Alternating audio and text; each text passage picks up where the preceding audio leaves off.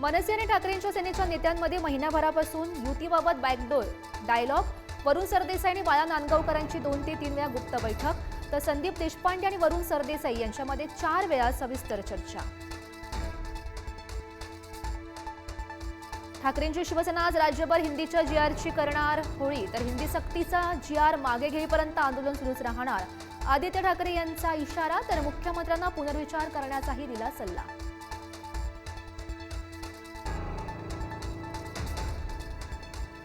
महापालिकेच्या निवडणुका नसत्या तर ठाकरेंना हिंदीचा मुद्दा दिसला तरी असता का? मुख्यमंत्री फडणवीस यांचा हल्लाबोल, तर उद्धव ठाकरे यांच्या हिंदी विरोधामागे राजकारण असल्याचाही फडणवीस यांचा दावा.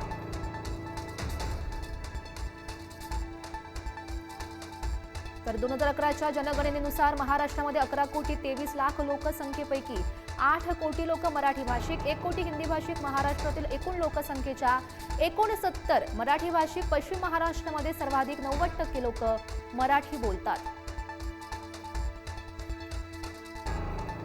अधिवेशनाची रणनीती ठरवण्यासाठी आज महाविकास आघाडीची बैठक, तर पूर्वसंध्येला चहापाण्याच्या कार्यक्रमाचंही आयोजन.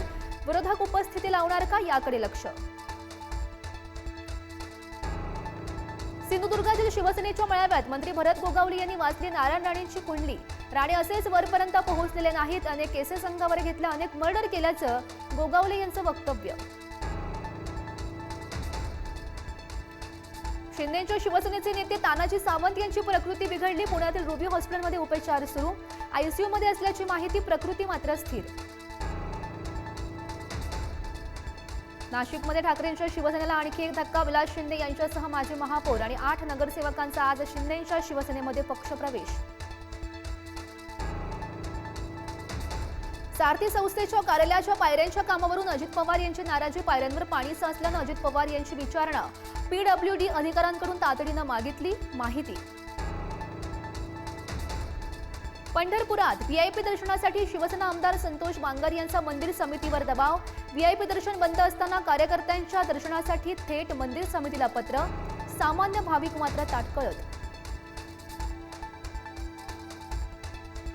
संत तुकाराम महाराज यांची पालखी आज निमगाव केतकी ते इंदापूर असा प्रवास करणार, तर संत ज्ञानेश्वर महाराज यांची पालखी आज पलटण ते बरड असा प्रवास करणार. बीडमधील गर्भाशय शस्त्रक्रियांच्या गोरखधंद्याचा पर्दाफाश. बीडमध्ये 843 ऊसतोड महिला कामगारांच्या गर्भपिशव्या काढल्या. डॉक्टरांची कट प्रॅक्टिस आणि चुकीच्या सल्ल्यामुळे प्रमाण वाढलं. पाकिस्तानमध्ये पावसाचा हाकार. 16 मुलांसह 34 लोकांचा मृत्यू. 46 जण बेपत्ता. खैबर पख्तूनख्वा आणि पंजाब प्रांतात सर्वाधिक नुकसान.